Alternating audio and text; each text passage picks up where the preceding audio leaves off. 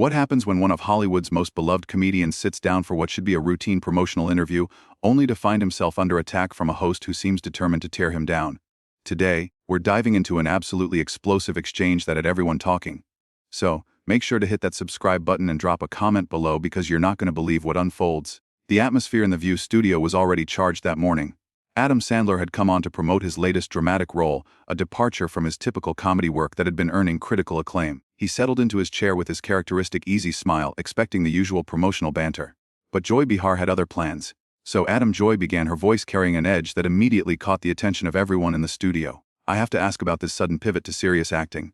Are you finally admitting that your comedy career has run its course? The question hung in the air like a blade. Sandler's smile faltered for just a moment before he recovered. Well, Joy, I wouldn't say it's sudden. I've been doing dramatic work for years now and I love exploring different aspects of storytelling. But let's be honest, Joy interrupted, leaning forward with a predatory gleam in her eyes. Your last few comedies were absolutely panned by critics, box office disasters. Are you just trying to salvage what's left of your reputation? The other hosts shifted uncomfortably in their seats. Whoopi Goldberg shot Joy a warning look, but Joy was just getting started. Sandler maintained his composure, though viewers could see his jaw tighten slightly. I think my fans would disagree with that assessment, Sandler replied carefully. My movies connect with people and that's what matters to me. Not everyone has to like everything I do. Connect with people. Joy scoffed, her voice rising. You mean connect with 12-year-old boys who think fart jokes are the height of comedy? When was the last time you made something actually intelligent, Adam? The studio audience began to murmur uncomfortably. This wasn't the usual playful ribbing that guests expected on talk shows. This felt personal, targeted, almost cruel. Sandler's response was measured but firm. Joy, I'm not sure why you're being so hostile here. I came on your show to talk about my new film, which deals with some pretty serious themes about family and loss. I thought we could have a conversation about that. Oh, we can have a conversation, Joy shot back. But let's have an honest one. Your so-called dramatic performances are just you doing your regular shtick, but with fewer laughs. You're not fooling anyone into thinking you're some kind of serious actor. The tension in the room was palpable now. Sandler's publicist, sitting off camera, looked like she wanted to intervene, but Sandler held up a subtle hand to stop her. You know what, Joy? Sandler said, his voice still controlled, but with a new hardness to it. I've been in this business for 30 years. I've made movies that have brought joy to millions of people. I've worked with some of the most talented actors and directors in Hollywood. If you want to sit here and tear me down for whatever personal reasons you have, that's your choice. But I'm not going to sit here and let you disrespect my career or my fans. Joy laughed, a sharp, bitter sound. Personal reasons? This isn't personal, Adam. This is about calling out mediocrity when I see it. You've been coasting on the same juvenile humor for decades, making millions while real artists struggle to get their work seen. Real artists? Sandler's eyebrows shot up. So, comedy isn't real art now. Entertainment isn't valuable. The movies I make employ hundreds of people. They give families something to laugh about together. They help people forget their troubles for a couple of hours. If that's not valuable, then I don't know what island. The other host tried to jump in and redirect the conversation, but Joy was relentless. Please spare me the noble speech about helping families. You're making sklock and you know it. When was the last time you challenged yourself as a performer? When was the last time you took a real risk? Sandler's composure was beginning to crack. His hands gripped the arms of his chair and his voice took on an intensity that surprised everyone watching. You want to talk about taking risks, Joy? Let me tell you about risks. Every time I step in front of a camera, I'm risking failure. Every time I put myself out there for people to judge, that's a risk. And you know what the biggest risk is? Sitting across from someone who's supposed to be a professional interviewer and instead getting ambushed by someone who clearly has some kind of personal vendetta. The studio fell silent except for the sound of cameras continuing to roll. Joy's smile had turned cold and calculating. A vendetta, she said slowly. Or maybe just someone who's not afraid to tell the truth about Hollywood's golden boy who never grew up. That was the moment everything changed. Sandler leaned forward in his chair, his eyes locked on Joy, and when he spoke, his voice carried a quiet fury that made everyone in the studio hold their breath. You know what, Joy? Sandler said, his voice dangerously quiet. I've been sitting here trying to be respectful, trying to be professional, but you clearly came into this with an agenda, so let me ask you something. What exactly have you contributed to entertainment? What joy have you brought to people's lives? Joy's face flushed red. Excuse me. I've been a professional broadcaster for decades. I've won awards, I've broken stories, I've held politicians accountable. And yet, here you are, Sandler continued, his voice gaining strength. Using your platform to tear down someone who's done nothing but try to make people laugh. You want to talk about taking the easy road? How about sitting behind a desk every day throwing stones at people who actually put themselves out there creatively? The other hosts looked like deer in headlights. Sonani host tried to interject. Maybe we should take a quick break and come back to discuss the new movie, but Sandler wasn't having it. No, let's finish this conversation. Joy started it, so let's see it through. You want to know about challenging myself? I'll tell you what's challenging. Trying to maintain dignity while someone who's supposed to be interviewing you instead chooses to use their time attacking your life's work. Joy slammed her hand on the table. Your life's work. Making the same movie over and over again with your buddies while laughing all the way to the bank. That's not art. That's a scam. The audience gasped audibly. This had gone far beyond uncomfortable television into something genuinely shocking. Sandler stood up from his chair, towering over the desk. A scam. His voice was incredulous. Lady, I've never promised anyone anything other than entertainment. People pay to see my movies because they want to laugh. They want to escape. They want to feel good for 2 hours. And you know what? They get exactly what they pay for. Can you say the same about this show? Can you say people tune in expecting to watch someone get ambushed and humiliated? Joy shot up from her chair as well, matching his energy. People tune in expecting honesty. They expect someone to ask the tough questions instead of just lobbing softballs at celebrities who think they're untouchable. Toe questions. Sandler laughed. But there was no humor in it. You think this is journalism? You think what you're doing right now is serving the public? This isn't journalism, Joy. This is a hit job and everyone watching can see it. The camera operators didn't know where to focus. The other host sat frozen, unsure whether to try to intervene or just let this unprecedented meltdown continue. Whoopi finally found her voice. Okay, both of you need to sit down and lower your voices. This is getting out of hand. But Joy was beyond reason now. Out of hand. What's out of hand is pretending that mediocrity deserves praise just because it makes money. What's out of hand is giving platforms to people who contribute nothing meaningful to our culture. Sandler's eyes blazed. Nothing meaningful. You want to know what's meaningful, Joy? I'll tell you what's meaningful. Last month, I got a letter from a mother whose son has autism. She told me that my movies are the only thing that makes him laugh, the only thing that brings him pure joy in a world that's often cruel to kids like him. That's meaningful. That letter is worth more than every snarky comment you've ever made on this show.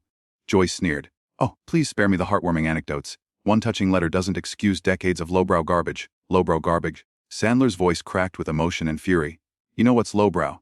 Sitting here tearing down someone's career for no reason other than your own bitterness. You know what's garbage? Using your position to hurt people instead of lifting them up. The studio audience was completely silent now, watching this train wreck unfold in real time.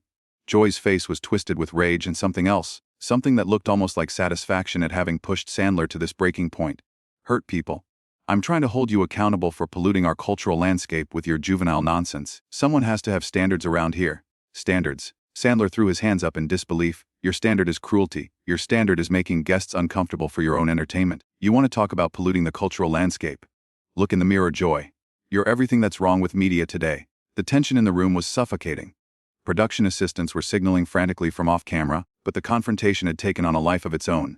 Joy leaned across the desk, her voice dropping to a venomous whisper. At least I'm not a grown man making millions by acting like a 12-year-old. At least I have some dignity. That was the final straw. Sandler's composure completely shattered, and what came next would be replayed on social media for weeks. Sandler's face went completely red, and when he spoke, his voice shook with a rage that nobody in that studio had ever witnessed before. Dignity, he roared, his voice echoing through the studio. You want to lecture me about dignity?